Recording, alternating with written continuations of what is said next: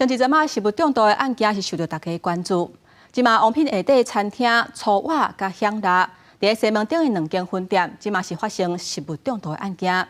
有民众去餐厅用餐了后，是拢出现吐，也有走白的情形。目前统计已经有22个人去医生看。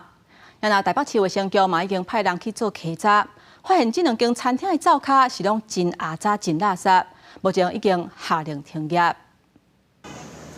2间业者同时间伫1楼大出公告暂停营业，要进行内部环境的变扫。因为王品集团旗下餐饮粗瓦韩式料理加香辣和牛麻辣锅台北西门店，刚刚发生食物中毒案件。台北市卫生局伫4月初5陆续接到病院的通报，有消费者食完这餐点了后发生落吐、瀉症状，到测试中毒为止，这2间餐厅总共有22个人就医通报。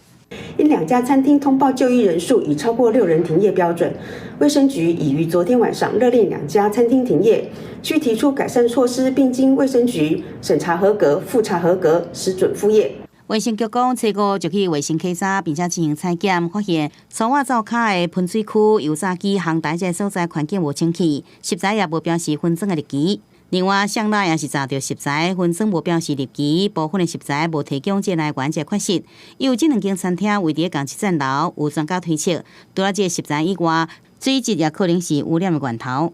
比如说，它生菜好了，食材在制备的时候，它有用水去这个清洁，但是它又没有经过后续的这个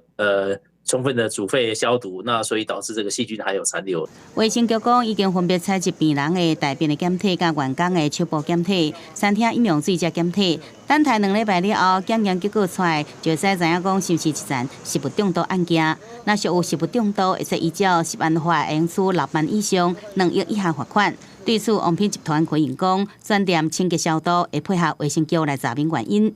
记者综合报道。